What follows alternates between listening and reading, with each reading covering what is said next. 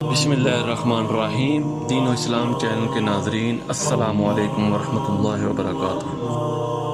صحیح بخاری کی حدیث نمبر 57 ہے، نبی کریم صلی اللہ علیہ وسلم سے میں نے نماز قائم کرنے اور زکوٰۃ ادا کرنے اور ہر مسلمان کی خیر خواہی کرنے پر بیعت کی۔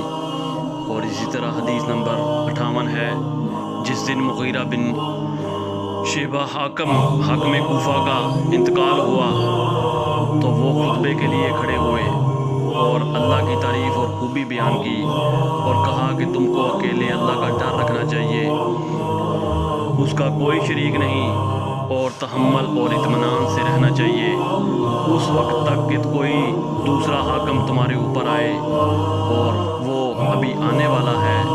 پھر فرمایا کہ آپ کے اپنے مرنے والے حاکم کے لیے دعائے مغفرت کرو، کیونکہ وہ مغیرہ بن معافی کو بہت پسند کرتا تھا۔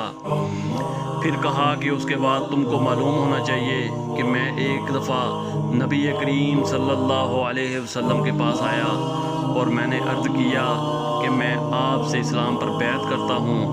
آپ صلی اللہ علیہ وسلم نے مجھ سے ہر مسلمان کی خیر خواہی کے لیے شرط کی، بس میں نے اس شرط پر آپ سے بیعت کر لی، بس اس مسجد کے رب کی قسم کہ میں تمہارا خیر خواہ ہوں۔ پھر استغفار کیا اور ممبر سے اتر آئے۔